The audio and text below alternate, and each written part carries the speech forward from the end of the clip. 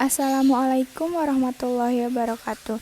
Saya Vena Aulia Januarti dengan NIM 032 perwakilan dari kelompok 13 akan mempresentasikan hasil poster kelompok kami yang telah dibuat oleh Putri Sari dengan NIM 036.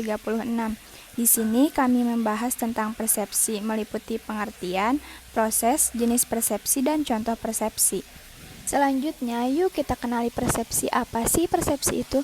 Nah, persepsi itu merupakan proses memaknai atau mengartikan tentang informasi yang kita terima oleh alat indera sehingga menghasilkan sesuatu yang bermakna. Nah, sesuatu yang bermakna inilah yang disebut dengan persepsi.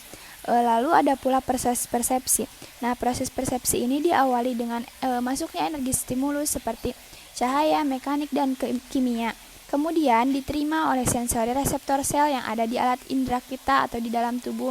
Kemudian dirubah oleh saraf kita itu untuk menjadi neuron-neuron yang kemudian akan disalurkan melalui sensori neuron, lalu disambungkan kembali di otak. Nah, di dalam otak ini akan diproses lalu diberi makna. Nah, pemberian makna inilah yang disebut dengan persepsi. Kemudian ada pula beberapa jenis persepsi. Yang pertama yaitu persepsi visual atau persepsi penglihatan. Nah, persepsi penglihatan ini didapatkan dari indera penglihatan yaitu mata. Persepsi visual ini merupakan hasil dari apa yang kita lihat, baik sebelum kita melihat atau masih membayangkan sesuatu objek yang dituju. Yang kedua ada persepsi auditori atau persepsi pendengaran. Nah, persepsi ini didapatkan dari indera pendengaran yaitu telinga. Pendengaran seseorang merupakan kemampuan yang digunakan untuk mengenali suara seseorang.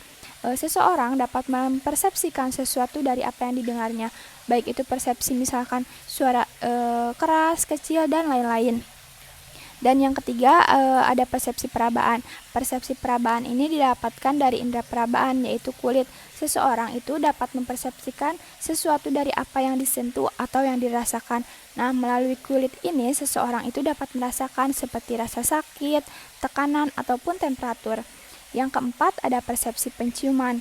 Persepsi penciuman ini didapatkan dari indera penciuman yaitu hidung.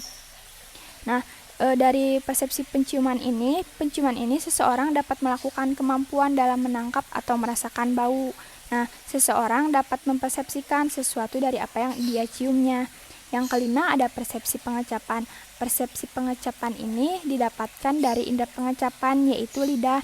Seseorang dapat memiliki kemampuan untuk mempersepsikan sesuatu yang dirasakannya.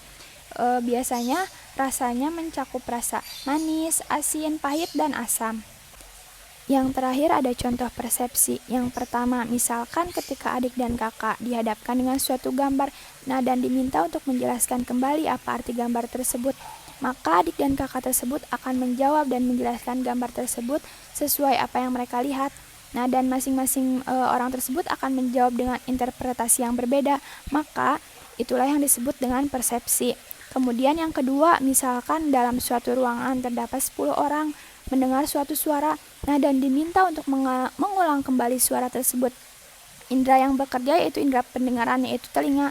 Nah, setiap orang tersebut akan menginterpretasikan suara tersebut berbeda-beda. Misalkan beberapa orang akan mendengar dengan suara yang keras, kemudian beberapa orang lagi akan menginterpretasikan dengan suara yang kecil. Nah, itulah yang disebut dengan persepsi. Mungkin cukup sekian dari kelompok 13 tentang persepsi. Mohon maaf apabila ada kesalahan. Wassalamualaikum warahmatullahi wabarakatuh.